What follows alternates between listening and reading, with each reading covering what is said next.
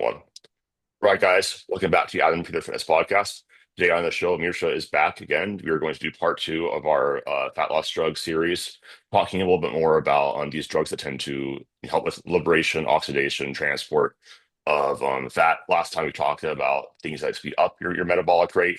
Obviously, they do have an effect on fat loss and oxidation, liberation, transport, etc. But these are a little bit more targeted drugs with that. So I guess without further ado, the first thing I wanted to go over is probably something that most people hear about for good reason, growth hormone. Um, and this is something that is used commonly for like muscle building, helping out with that at higher doses, but also with fat loss. As far as what I understand is that it helps with basically the liberation of fatty acids into the bloodstream, and that's especially helpful as you get leaner because that becomes very difficult to do. So lots of times when you see these bodybuilders doing their fasted cardio, there's probably a reason why they're doing that. There's probably some growth hormone in play there. So Mirsha, tell us all about growth hormone and how it relates to fat loss. Well, growth hormone is, it's more than just a fat loss drug. It helps in so many ways, but focusing on just the fat loss part. Um, Growth hormone, which is a 191 amino acid polypeptide, for those of you who don't understand that, it's just a very long chain of amino acids, particularly 191 in a specific sequence. That'll be important a bit later on. What you need to know is when you inject growth hormone, it's absorbed by the body, enters the bloodstream, and its initial action is actually catabolic. It signals breakdown or liberation of substrate into the bloodstream, namely fat and glucose. Primarily, those are the ones, your fuel reserves. Glucose usually comes from the liver at, first time till it gets depleted. Fatty acids just get liberated from fat stores. Now you have all this energy reserve in your bloodstream. Growth hormone then gets sent to the liver. The liver dismantles that long chain of amino acid into smaller fractions, rearranges them, and quote, spits out back into the bloodstream things like IGF-1, MGF, IGF-2, NTF. These are all called growth factors. All hormones, all peptide hormones, smaller chains of amino acids, what they do is they don't build anything. They signal, repair, um, repair of skin, hair, of muscle tissue, boost immune function, et cetera, et cetera. But they just signal it. To actually do those tasks, you need an energy supply, which you already have in your bloodstream from when the growth hormone initially entered it and liberated fatty acids and glucose. So, for example, if you take growth hormone at night, you're in a very rested, no movement state, and that basically lets your body use that liberated fuel to repair, restore, improve immunity, etc. If you, for example, take growth hormone first thing in the morning in a fasted state, your blood sugar goes up, your blood triglycerides go up. You don't wait for those growth factors to be sent back into the bloodstream by the liver. You actually get on a treadmill and you start using that liberated substrate as fuel for your activity. So basically, your fasted cardio is no longer fasted because you're liberating endogenous um, fuel sources to fuel that activity. When you run into, let's say, a roadblock or a plateau during your fat loss phase, this could be very useful because your body will tend to conserve energy. It doesn't want your body fat to go below a certain point. So using growth hormone kind of like supersedes that biological principle. Fatty acids and glucose get dumped into the bloodstream. You now have that ability to burn up more body fat just because you make it readily available in the bloodstream. And of course, it doesn't have to be, a formal form of cardio. It could be anything. It could be weight training. It could be, walking your dog, whatever. It doesn't have to be, you need to get on a treadmill or a bike or anything. No, it could be just as simple as walking. Anything that basically needs energy, which is kind of almost anything you do Yeah, physically. yeah. I think that the dosing of it is 1.4 IUs per 100 kilos of body weight to maximize lipolysis, like if you're taking it fasted. I've heard that number being thrown around. Honestly, I do think that it's not a linear kind of the more you take, the more fat loss you get.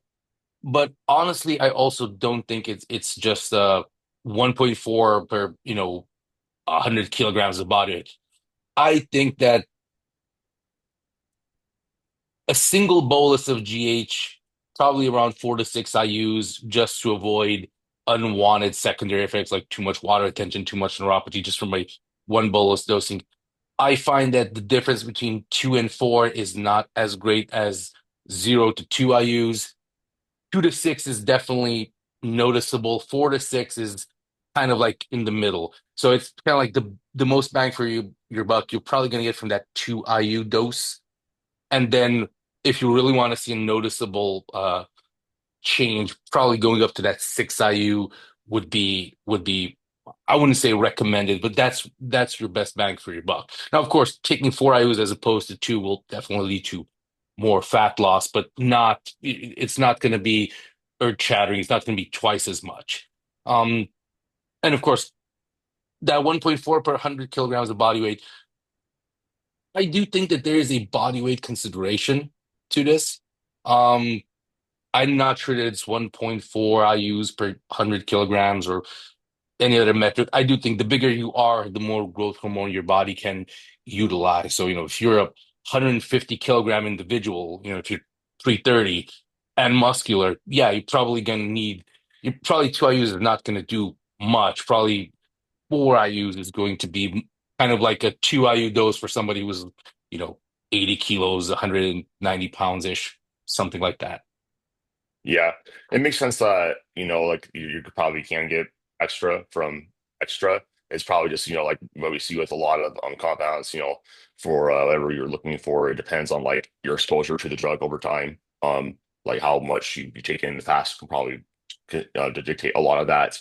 The second off, just like overall genetic like response as far as side effects go, because I know that like for a lot of people, and this is myself included.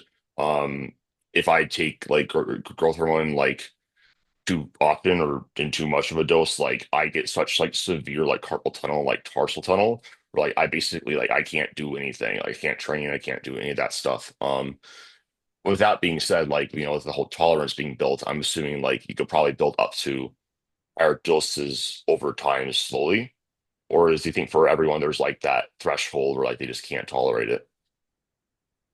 I definitely think that there's a threshold that, at one point, even you can work your way up, but at some point you're gonna hit a plateau. You're gonna reach a threshold that you just won't be able to just get over it, no matter how much exposure you have to the drug. The thing that I find to be very relevant to that threshold is, of course, individual genetic and respond, but body weight. The heavier you are, the higher that threshold. I know and work with people that are, over 140, 150 kilograms. Yeah, for them, 20 IUs of GH a day is tolerable.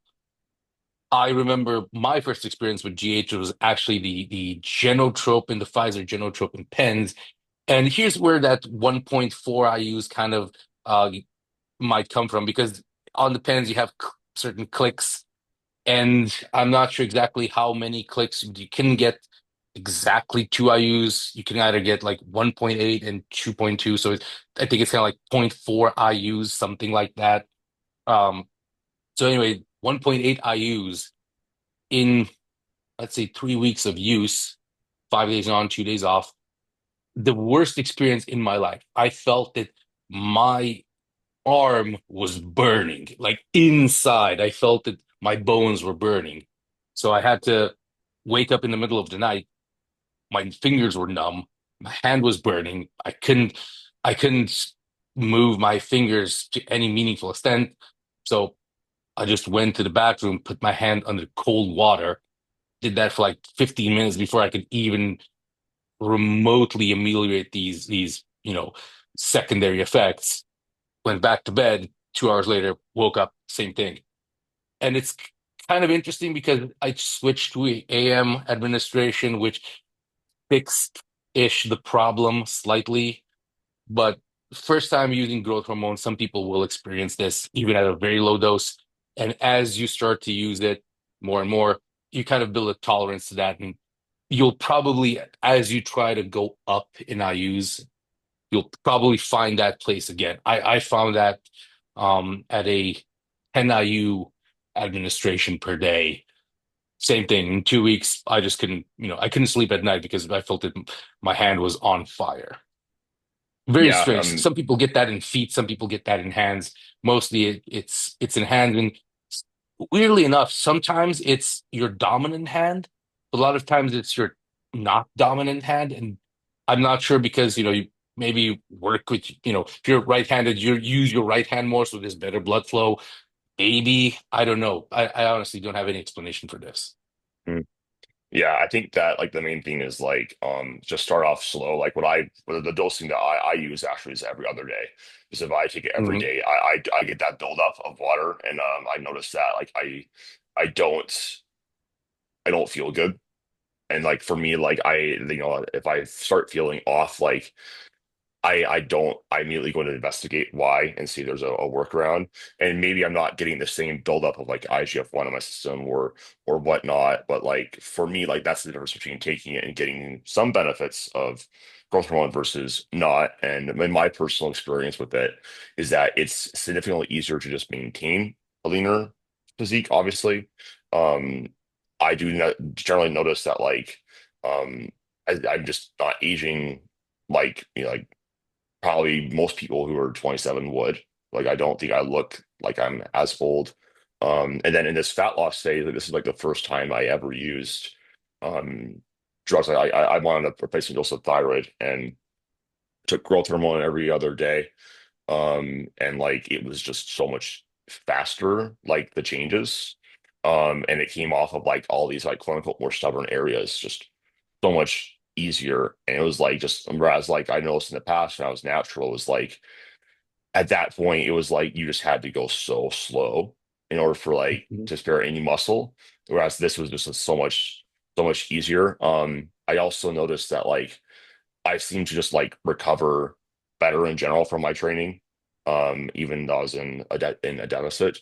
Um, so I guess like starting point would be just two IUs, and then like if you can tolerate it, higher, but it also depends on like need and look that you're going for. Is there anything else you wanted to go over with growth hormone? Well, you mentioned dosing, so we can touch on that. Honestly, I think that we typically at Team Eagle GSP we go with the 5 days on, 2 days off. The 2 days off is more to alleviate that water retention and that neuropathy.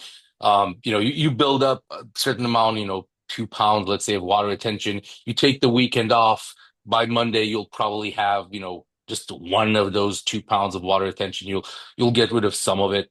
Um, Doing that, 5 consecutive days on with 2 consecutive days off, you get pretty much like, let's say 90% of the benefits as if you would take it every day, but you're getting, 50% of the negatives.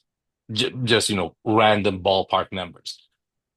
There's another method of administration, which would be with the one that you're using every other day or, 3.5 day per week average, which kind of leads to the same results. I see that for people who are more sensitive to the negatives of growth hormone, that kind of every other day approach is still giving them pretty much same benefits as 5 on, 2 off with less of the negatives.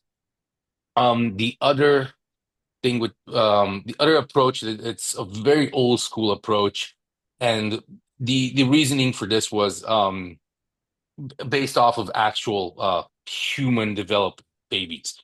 When production of growth hormone comes in very short but very potent waves, you get a sudden spike, very high spike of growth hormone, and then you get almost none for a period of time or a very low dose, let's say endogenously. And some gurus, if you will, Paul Borison. precisely from the UK, actually advocated using growth hormone 2 days a week, but in a higher dose. Basically, all of these ways would work depends on your genetic makeup and how you find it to work better for you. If let's say you have a allotted weekly dose of 10 IUs, you can split that up into, 2 IUs, 5 days on, 2 days off. You can make that an every other day administration and average out, 10 IUs a week, or you can do 5 and 5 during the weekend and then take the week off. You can do either pretty much as long as you get the same weekly IUs. The actual way you administer them is a bit less relevant, mostly if you are not susceptible to the negatives. If you are susceptible to the negatives, which most people are to a certain extent, then you have to get a bit clever with how you administer it, when, what time of the day, what kind of dosing frequency, and so on. Right. Yeah. No, I think that it just comes down to experimentation and understanding that growth hormone is in your system for even though it's only like 4 hours half-life, it's still it takes time for it to go out of your system. Anecdotally from clients I've seen who, like you mentioned, like AM administration versus PM. I think the reason why some people might just get less of these secondary effects they don't want is just because they're sweating more during the day, and that lets the water retention go off. Maybe there's better blood flow and circulation because they're more active. They're not laying down, and they're not having more blood flow to their arms, or whatever it might be. It's hard to um, really say, but just experimenting with any of those protocols, and then if you were the person you're like I just can't tolerate in any form, it causes just general overall body pain or whatever, how much of a difference do you think that would make to a physique long term? Say someone had the goals of being a IFBB pro, would it be possible to go pro without growth hormone? Absolutely, it would be possible. I think that most people think that growth hormone is this magical secret drug that makes you grow, hence the name growth hormone. It actually its original name is uh, somatropic hormone. It wasn't growth hormone. It was later relabeled as growth hormone. Um, it doesn't do much growth per se in adulthood. It does in developmental stages of life, babies. But for an adult, you don't really grow much. It does improve joint health. It does improve immune function. It does improve skin regeneration. I know women that have used growth hormone exclusively after giving birth to not get stretch marks and for the skin elasticity properties. But honestly, yes, you can become an IV pro without growth hormone. Now, the problem with not using it is more wear and tear on the joints, maybe a bit more hit on the immune function, maybe less quality of sleep. Again, the lipolytic properties would mean that you'd have to work harder for a better body composition if you're not, a person who's genetically very lean or can get lean very easily. Can it be done? Yes. Will it be harder? Yes. The place where I see growth hormone as being super relevant is longevity in the sport. If Hmm. you were to tell me a guy that's taking growth hormone from his 20s to his 50s versus a guy who's taking no growth hormone, I find that the guy that is taking might be able to be competitive in his 50s. The guy who isn't taking, depending on training style, et cetera, he might have to stop in his 40s, or he might just have so many injuries at so many points that he'd have big stops in his career. The joint health benefits of growth hormone is where I find it to be most potent. Hmm. And then in regards to synergy with anabolics, I've heard that basically just because of growth hormone potentiates a lot of different hormonal cascades, that you could maybe actually grow better with less anabolics, and that could potentially also improve health markers. But how true is that in your practice or practical experience? Again, when we're talking about polypharmacy, there is again a difference between using and not using growth hormone. Yes, it does interact with thyroid medication, even endogenous T4 and T3. Yes, it does, let's say, potentiate the action of anabolics. There is a synergy. There's also, a bit of extra recovery from training, which you still have noticed. The expedited fat loss, which basically you're losing fat faster, you have to be in a low, in a caloric deficit for less time, which means more muscle preservation. Also, an interesting thing, if you, for example, you do your course, you do your bridge, you do your course again, the typical, as bro as it sounds, blast and cruise, language that I fucking hate. Um, you can make up for the lower androgen, lower anabolic environment in a bridging phase by using peptides. They're not as efficient, but they're less harmful to health. You're going from a sex hormone pathway to a peptide pathway, less impacts on health, less erosion on the body, less anabolism, but still it would bridge the gap. So let's say you take, your standard, 800 to 1,000 milligrams, just random ass numbers of anabolics, and 2 hours of growth hormone when you're on a course. On a bridge, you bring that down to a 200 milligram TRT, sports TRT, and bump that growth hormone up from 2 to 6 IUs, and maybe add in, 10 IUs of a long-acting insulin like Lantus or Levemir. With those two peptides, again, you're still maintaining muscle, possibly even building some, even in a bridge phase, while eroding your body a bit less and giving that sex hormone pathway of anabolism a bit of a break. Yeah, I think that's probably like the most practical thing. Number one, like, with just like more anabolics are going to be like the main thing that drive muscle growth. Obviously, that's what their main action. But these peptides can like have other actions that are really beneficial. And if you're, have to take a break from sex hormones pathway, like maybe you experiment a little bit more with what can I tolerate a higher dose. You mentioned insulin there.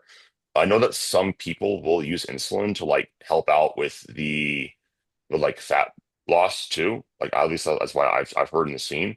And I know in the last podcast we mentioned that like DHT for example have a pretty so good effect on insulin sensitivity. How would insulin and insulin sensitivity actually impact fat loss? Well, insulin sensitivity would impact fat loss and muscle building greatly. Dan Duchesne said the difference between Mr. Olympia and everybody else is insulin sensitivity. I'm not sure he was completely right, but he definitely wasn't wrong in his train of thought. The more insulin sensitive you are, the easier it is to get carbohydrates into the muscle cells, and the less insulin you need to produce to manage carbohydrates. You can eat more carbs, you can fuel more energy, you can recover faster from training, all just because of your insulin sensitivity. So even for fat loss, insulin is a double-edged sword. Let's say you administer exogenous insulin. That does, it lowers blood sugar, creating a need in your body to liberate sugar into the bloodstream. So your blood sugar goes low, your body has a counter-regulatory hormone, glucagon, releases glucose into the bloodstream, you burn that off. Basically, in the morning, that's why people do the morning fasted cardio because blood sugar is low. You add a bit of catabolic activity, which stimulates the release of glucose into the bloodstream. So you start burning off those energy reserves. Same thing with insulin. You actually add a very low dose of insulin when you're already in a low blood sugar state. You go almost hypoglycemic, you get on the treadmill, your body is forced to liberate substrate into the bloodstream, and you start utilizing that's endogenously liberated substrate. Problem with insulin is also it it has an anti-lipolytic effect. It puts the brakes on fat liberation. So you liberate sugar, but you kind of don't liberate fat as much. This is Lyle McDonald's big knock on insulin. And he's partially right. But with things like, okay, what about growth hormone? That also liberates fat into the bloodstream. You kind of get, okay, insulin's doing one thing, growth hormone is doing another thing. which supersedes which, plus you're fasted.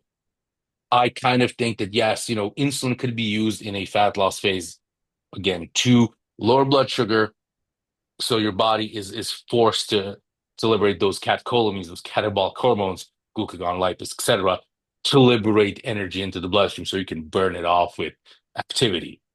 Also, insulin has anti-catabolic effects. Some people would say it's anabolic or it's anti-catabolic. I think it is just two sides of the same coin. Whether it's Yeah. anti-catabolic or anabolic, it still preserves or builds muscle. It's a win anyway. So I think insulin is useful in in certain times. I don't think it's something you'd always want to use, especially if you're very low carbohydrate diet and you're very insulin sensitive. You don't need to use in. I don't think you need to use insulin. I think maybe it's even going to be counterproductive if you actually drive your blood sugar so low that you're going hypoglycemic and fainting. It's Yeah. that's definitely not something you'd want to do. And also, insulin drives up hunger because of that glucose lowering effect, which you don't want when you're in fat loss phase. Yeah. It's funny. I had some phases of this cut where I would get done with my cardio and just immediately just went so hypoglycemic. And it was just like, what do you do? It's like you sit there and you sit in that suck and it's not fun. But like if you have, adherence to fat loss phase, like I'm the type of person where like it's just like I can suffer as much as I need to. I'm like, well, I guess I'm definitely in deficit right now. Because like I know that you mentioned like in the group, like if you're going hypoglycemic and you're not in a calorie deficit, something is wrong. Yeah, I mean, you probably shouldn't go hypoglycemic when you're in a calorie surplus. Now, whether that's you haven't eaten in 14 hours, yes, that's happened to That's me like too. that's different. But like Yeah, if but you just if like it's otherwise, like if you just ate or whatever, like or you whatever, it's something is like off. Like I know it's like DHB, like that can have a pretty significant effect on insulin sensitivity. And that's like why you might instructed me like, hey, if you're noticing, this higher levels of insulin sensitivity, you might need to drop the metformin. yeah.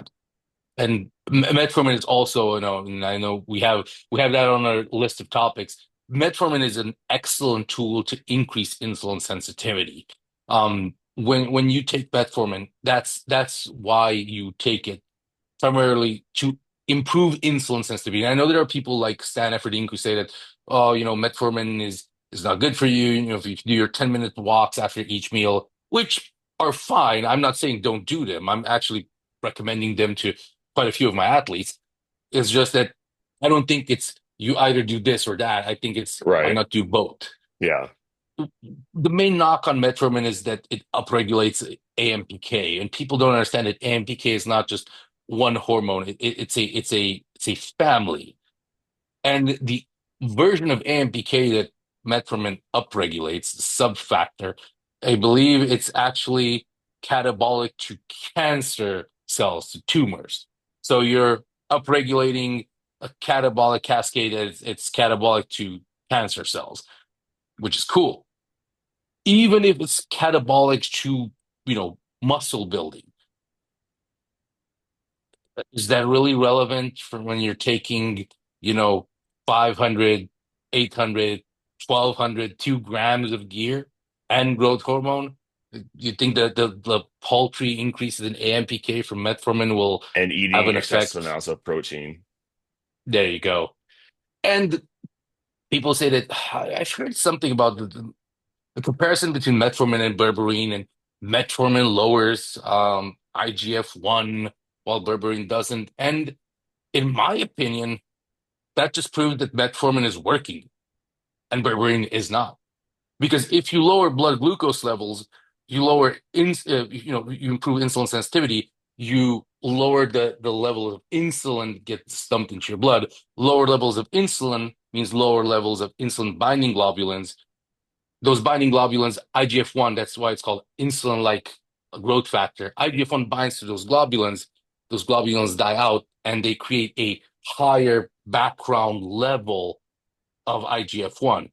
IGF-1 is very it you take growth hormone, it gets released into the bloodstream as IGF-1. You get this big spike, very short half-life, it goes down. So you get this. When you have higher levels of insulin binding globulins, it kind of shaves off this top, this peak. So you have a smaller peak, but because it's holding cachet, it kind of radiates and sprinkles IGF-1 throughout the day. So background levels are not here, they're here. So you have constant higher IGF-1 levels throughout the day, which makes it more anabolic. Now, is again, is that going to is that that means that metformin is working, in my opinion, does what it does. Does that mean that, oh, if I'm trying to take metformin and insulin, will they counteract each other? Will I take metformin, insulin, and GH? Am I not getting the IGF-1 benefits? No. I think taking all of those three together or two of them, you're just fitting in parts into a car. You can't just put a turbocharger on an engine and not think about the exhaust, not think about the brake pads, not think about the other little parts and bits and pieces of a car.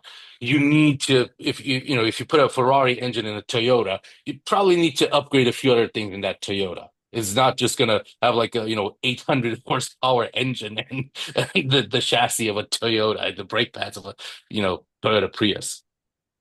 Yeah. Yeah, I think that's an interesting point. Like a lot of people do get concerned about, oh, this is catabolic, blah, blah, blah. I'm like, there's so many things that like, embolism is not like constant process. I think people get confused. Like it's all about like the ratios. And like if you're doing lots of things in your life that are catabolic, like not sleeping enough, not taking, not training hard enough to stimulate muscle protein synthesis, not eating, sufficient calories to like support your training or enough protein or taking like drugs, it's just like you really don't really need to be that worried about it. And if you do notice like negative effects, like some people like they might literally be like, oh, I just don't feel as good on it, or I feel like I get these GI issues, which is common with metformin. Then maybe don't take it. Like you don't have to take any of these drugs, but they can certainly help out with other things. And like if you're able to more efficiently use and store carbohydrates, that's just going to be positive and help you actually, like in a deficit, like when you're not surrounded with much glycogen, because metformin actually does upregulate GLUT4 translocation, like that's really positive. Like I've noticed like a lot of people, it's like if they're not abusing metformin, which I know that you guys recommendation is about it's 100 milligrams per 100 grams of carbs.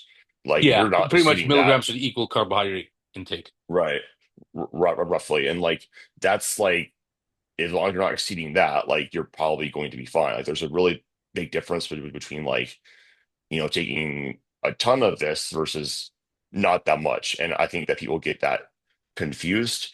And as far as, like what you mentioned with like managing like those lower levels of insulin, or basically making it more of a drawn out process of just managing it, like that can also help out with like just feeling better in general during a fat loss phase, like not having these crazy spikes and dips in blood sugar. That's a big part of metformin, like to just manage that blood sugar regulation, and then just overall better body composition, long term, and probably more efficient, fat loss because you're just not having as much storage, or opportunities for like things to go excessively high where your body can't handle it well. Is that like a pretty accurate way to look at metformin?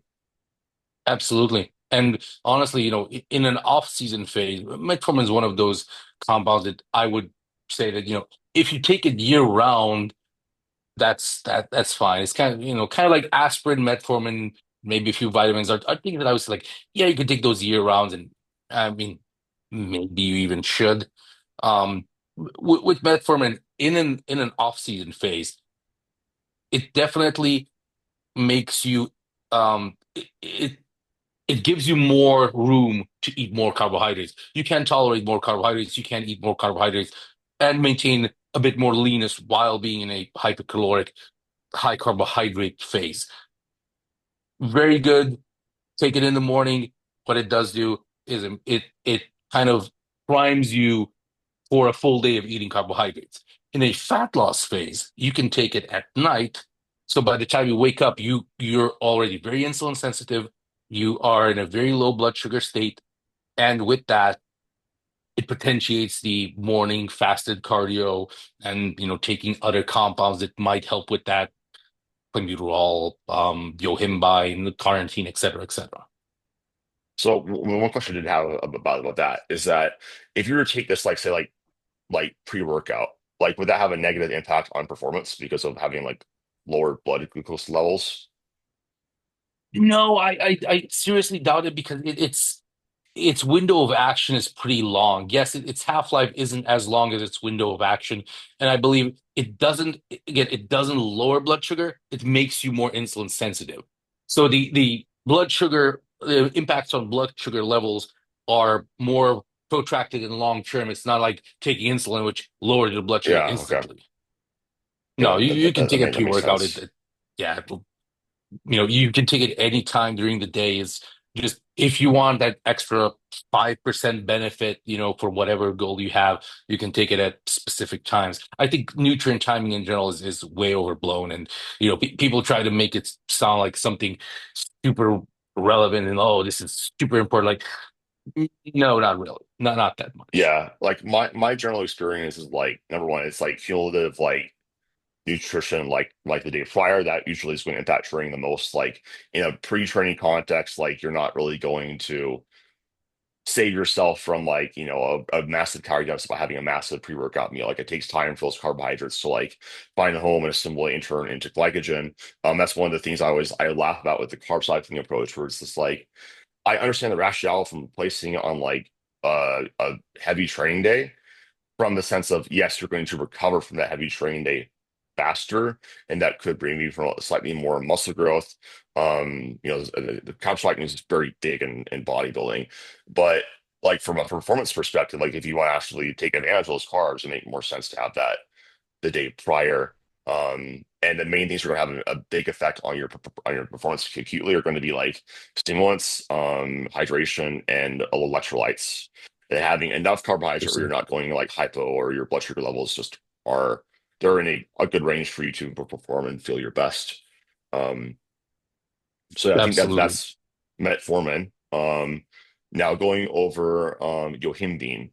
I've had Mhm. some experience with this. It makes me feel so fucking anxious, like, and it makes me super hot. And I actually like I had an experience like in college my freshman year where I was like I was definitely taking it and I had a lot of stomach pain. And I Mhm. was like, and I stopped taking it, it just went away. But I know that this is basically helps with like liberation of some more stubborn fatty areas. I know that one of the side effects can be water retention. So like if you are going to a show or a photo shoot or whatever, you want to drop it, like you probably want to drop it in time to drop that water retention. And my assumption is just like the increased like sympathetic nervous system activity is why it has that effect. But you know a little more about this than me, so I'll let you take the wheel. The, the interesting thing is about Yohimbine, and I will make a distinction. Usually, when we're talking about Yohimbine, we should be talking about Yohimbine HCL, the hydrochloride format, because that's the one that's standardized and purified, not the just weird African tree bark Yohimbi, which is actually where it's actually synthesized from. But Yohimbine HCL, its main mechanism that I'm personally looking for is the antagonism of the alpha 2 receptor. The alpha 2 receptor is basically a receptor that puts the brakes on lipolysis. It stops you from liberating fat. It's the body's defense mechanism in situations where, like, oh shit, body fat levels are going very low. We need to stop this because we need to have some fuel store, some reserves for later on. Enter the alpha 2 receptor. And antagonism basically means that it stops the action of. So it basically inhibits the inhibitor of fat loss.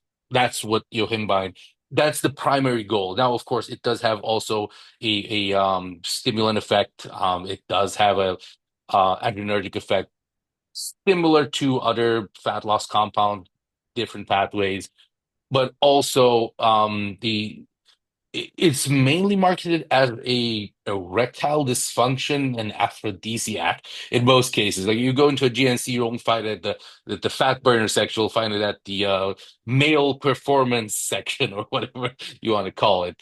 But the clinical trials have seen that a PDE5 inhibitor like Viagra or Cialis will blow it out of the water in that regard. The other problem with Yohimbine is the dosages are usually very low. You'll see capsules or tablets in 2.5 or 5 milligram formats. And actually talking to Lyle McDonald, his recommendation, which I find to be very effective, is zero point 0.2 milligrams per kilogram. So for a 100 kilogram individual, 220-pound dude or girl, the dose would probably be around 20 milligrams. So, we're talking about 7 to 8 tablets or capsules or whatever, which again, as you've reported yourself, can cause some issues, can cause an upset stomach. Yeah. Yohimbine can cause an upset stomach, even lower doses, let alone in high doses. So it's one of those things that if you can tolerate it, it has some niche, very beneficial effects. It could be very useful in the later stages of a fat loss phase when your body is just holding on to stubborn fat and just doesn't want to let go of that, fat around the love handles or on the glutes. That's where it would actually shine, the very late stages of fat loss in addition to everything else you're using. But again, if it's something you can't tolerate and it's causing you very, very heavy GI issues, the juice is not worth the squeeze. Yeah, and in regards to that dosing, like I would definitely not recommend just immediately jumping there. You're probably going to feel Yeah, quite poorly. it's Something you probably horrible. want to titrate up. Over time as your tolerance does increase. Because I guarantee you, like, there's a reason why those pills are only like 2.5, 5 milligrams because you will feel that when you start. Um, Yeah. and then, if you need it across a phase and, even with the calorie deficit, it's just like, okay, it's crunch time, then, increasing the intensity of that could be especially helpful. Yeah, I think that's, I mean, pretty short and sweet. Um, L-carnitine. I know this is helpful with Mm, basically the transport of fat. I know that one contraindication is can be its effects on the thyroid and potentially slowing down that. I believe it's the conversion of T4 to T3 in a fat loss or higher doses. Um, my experience with L-carnitine, I have a video on this. I did have a bad experience where I got in the hospital with it, which can happen from any water-based compound. So thankfully I am still here, but I loved it when I was taking it. Like I felt like I had so much more energy in the gym, like better pumps. I was only taking like 200 milligrams mm, pre-training, but like it was like a noticeable effect on like performance and stamina and endurance. And I use it mainly for those performance benefits. But my understanding is that can also help out with just basically that whole transport part of the fat loss equation. So how would one want to use L-carnitine in a fat loss phase, and how does it actually work? Because I know it's a little like more it's a pretty complicated pathway. Like I had a whole unit on it in college, but I'll let you take the wheel. I think the easiest way to describe it is it helps the transport of fatty acids into the mitochondria. It doesn't act as a fat liberating agent. It doesn't improve, mitochondrial fat utilization like clenbuterol would, but it does help with the transport. Now, depending who you ask, some might say that, well, nobody, nobody had the roadblock when trying to lose fat of not being able to transport fat. That's not an issue.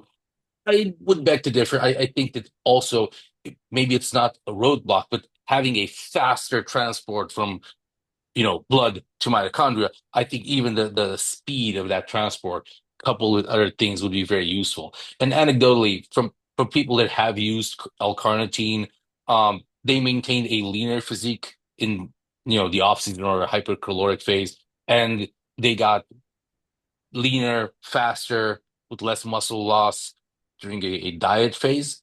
So, of course, there's many factors playing into everything, but I do see that there's a difference in body composition when using injectable carnitine. And I will say injectable because the oral L-carnitine is so poorly absorbed that you'd probably need to take 10 times Yeah. as much as an injectable version. So, you take 200 milligrams injectable, that will probably be the equivalent of 2 grams of liquid L-carnitine.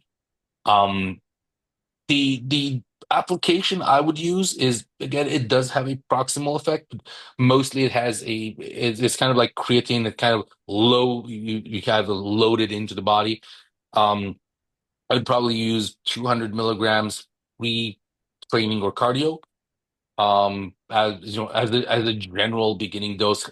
Hell, you can even go as low as 100 milligrams depending on your body weight. If you're a female who's 50, 60 kilos, going at 100 milligrams a day, you know 5 to 7 days a week would be enough to elicit changes in fat loss. If you're a bigger male, probably going to 200 milligrams a day would be better. Although there are benefits even from lower doses. The breaking point is, the more is not better is probably around 400, 500 milligrams per day. I don't see much difference in fat loss when you go above that. And even if I see some, it's kind of, not that much, not exponential. You see a bit of a additional fat loss, but not way more. So I believe 400 to 500 milligrams is where I would cap it for a larger male. If you're a smaller female, 200 milligrams a day is more than enough.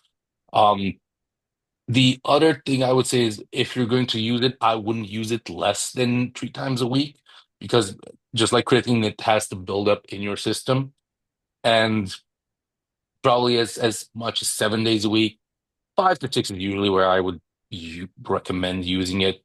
Um, but the thing you mentioned about thyroid, yes, it does. It does have negative interactions with thyroid, and I believe you're also right with the interaction at the enzymatic conversion of T4 to T3, which again, if you are a bodybuilder deep into contest prep, you're probably already using T3. So that's kind of You kind of bypass is that. Yeah. yeah, you kind of bypass that anyway. But I believe the doses where that actually starts to become a relevant problem are over 1 gram a day, which is a lot. The biggest concentrations I've seen of carnitine are pretty much, I've seen a few products that are 600 milligrams per ml. So, you'd Hip have is to take nuts on two. that. Yeah, yeah. First off, that would be painful as balls, and taking 2 milligrams of, you know, sick injected would be, probably more than most people can take. And that on a daily basis, like taking that for one day is not gonna mess up your thyroid conversion. Taking that for every day for a few weeks, that's when you'll probably start to see the Yeah. issues. So I would probably just go with, you know, 2 to 4 or 500 milligrams for a bigger male, 1 to 200 milligrams for a female, 4 to 6 days a week. And I think that will be more than enough. The biggest pain in the ass with L-carnitine is just injecting it that often. Like it's Yeah. just, in between like, the injectables that you might be taking and then adding that in and whatnot, it's just like you just kind of feel like a pin cushion. So like it's not like my first choice. And like I would say that like for myself, like if I was to consider using it again, I would literally only take it like as like a training aid, just for like my purposes as a power lifter. Correct. Is like wanting to make sure that I have a little bit more juice for like my heavier sessions. And then I think you're absolutely spot on with the bioavailability of oral carnitine is only like 10%. It's like you have, and I know there's also like some conversion of TMAO with that, which isn't Mhm. probably very good from what limited research that we have on that. Uh, but definitely like I could definitely like I really liked it. Now coming off of it versus like not, I don't a mass difference in body composition. No, but like I didn't feel the same during my training sessions, and I think that's valuable in a fat loss phase, and especially like upholding the muscle mass. So I know that Lyle McDonald's written extensively about this, how like especially like on drugs, like muscle loss is not as likely as people might think it is, but um, it can definitely help out with like the subjective suck of getting down to ultra levels of lean, suck a little bit less than it will. I honestly think this is I wouldn't say a better, but a excellent application of L-Carnitine. Using it as more of a pre-workout kind of tool to maintain, some performance in the gym. If you're a performance athlete, I believe that that is key. If you're just trying to get down to a weight class, that is key. Your performance, if you're a powerlifter, the fact that you're putting up bigger numbers in the gym, that's what fucking matters.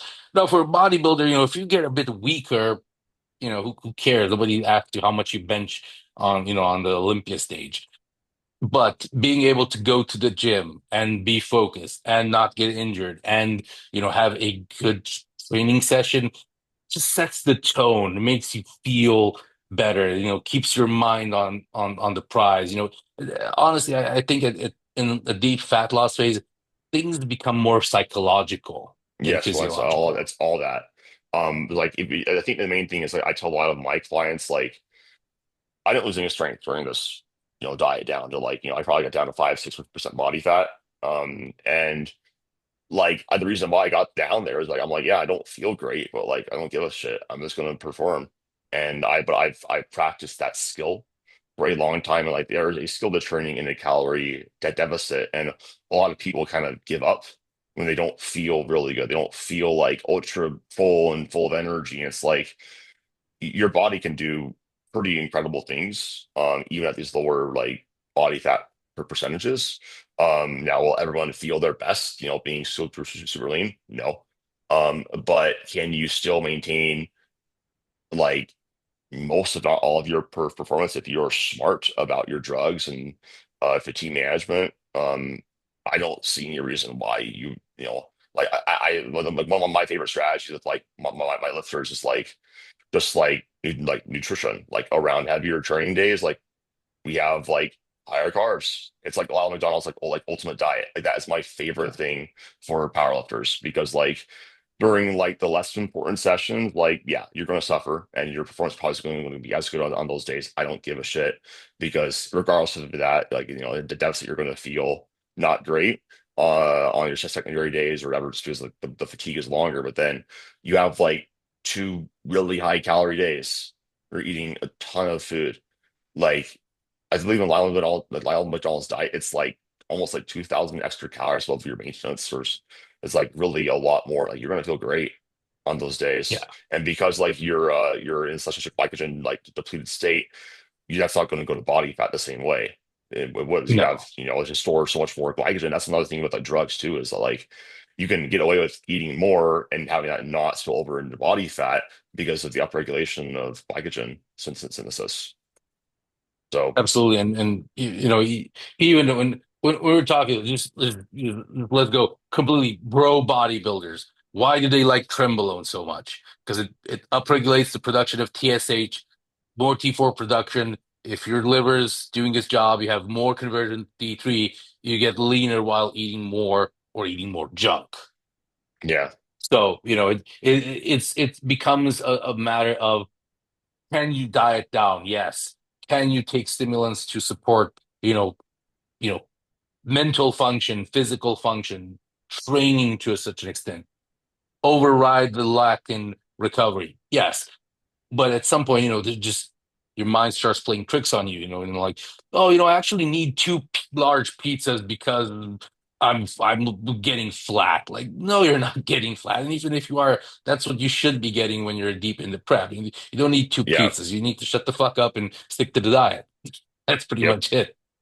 yeah. It's Um, like, yeah, it's just like you sign up for this like and you're going to be hungry and tired. But cool. I think we went over a lot of really good stuff there. Um, so next month we'll probably talk about DHB. So just Absolutely. the listeners can look forward to that. But I will link Mircea's information in the show notes as usual. And Julie, again, like thank you so much for being willing to come on for another hour. It's always really fun shooting the shit with you and talking about this stuff. Dude, I enjoyed it at least as much as you are.